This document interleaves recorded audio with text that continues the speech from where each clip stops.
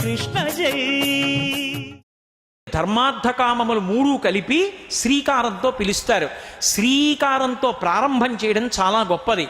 శ్రీకి పక్కన దేన్ని చేర్చారు? కకారం చేర్చారు. శ్రీకై అంటూను. కా ఎందుకు చెప్పాలి? హల్లులలో మొదటిది కకారం. కకారంతో మొదలు పెడితే అది మంగళాచరణం అవుతుంది. అందుకని కాతో మొదలు పెడతారు. అందుకే శంకర భగవత్పాదులు కూడా శివానందలహరి మొదలు పెడుతూ కళాభ్యాం చూడాలంకృత శశికళాభ్యాం నిజతప ఫలాభ్యాం అంటూ మొదలు పెడతారు. అందుకని శ్రీకై అంటూ మొదలుపెట్టారు. శ్రీ కైవల్య పదంబు చేరుటకునై. శ్రీ ధర్మార్థకామములైతే కైవల్యం మోక్షం. కైవల్యం అంటే అద్వైత సంప్రదాయంలో ఉన్నటువంటి మాట. కైవల్యం అంటే ఎప్పుడో చచ్చిపోయిన తర్వాత వచ్చేది కాదు.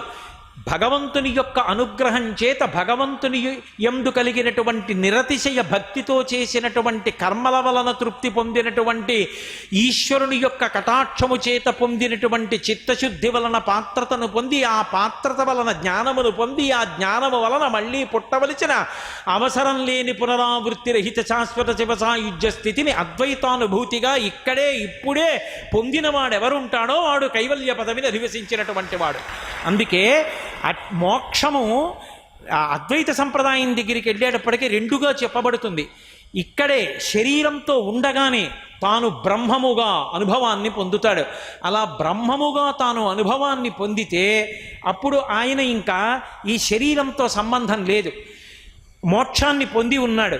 ఎప్పుడో అప్పుడు తనంత తాను శరీరం పడిపోతుంది. ఆ పడిపోయిన తరువాత విదేహ మోక్షాన్ని పొందాడు అంటారు. అంటే శరీరం కూడా వెళ్ళిపోయింది, అంతటా పరివ్యాప్తమైపోతాడు. అలా శ్రీకైవల్య పదంబు చేరుటకునై చింతించదన్ లోకరక్షైకారంభకు భక్తపాలన కళా సంరంభకున్ దానవోద్రేక స్తంభకు. ఎవరిని? ఎంత అద్భుతమైన మాటలు అసలు. నేను ఎవరిని ప్రార్థన చేస్తున్నానంటే, ఎవరి గురించి చెప్తున్నానంటే భాగవతంలో శ్రీకైవల్య పదంబు చేరుటకునై చింతించదన్ లోకరక్షైకారంభకు. లోకములను రక్షణ చేయడం ఆరంభించిన వాడు. ఆరంభం ఎక్కడుంటుంది? సృష్టిలో ఉంటుంది. అసలు ఆ సృష్టికర్త అయిన బ్రహ్మని.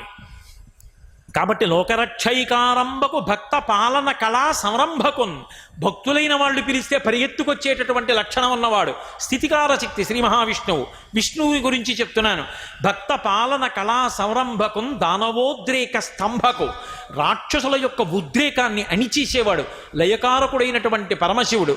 ఈ మూడు మూర్తులు కలిస్తే సృష్టికర్త స్థితికర్త ప్రళయకర్తల యొక్క సమాహార స్వరూపమే పరబ్రహ్మము. ఆ పరబ్రహ్మం ఈ సృష్టి ఎలా చేస్తుంది అంటే కేళిలోల విలస దృగ్జాల సంభూతనానా కంజాత భవండ కుంభకు. కేవలము తన చూపుల చేత ఈ సమస్త బ్రహ్మాండములను సృష్టించగలిగినటువంటి ఆ పరబ్రహ్మాన్ని కేళిలోల విలస దృగ్జాల సంభూతనానా కంజాత భవండ కుంభకు మహానందాంగన ఢింబకున్.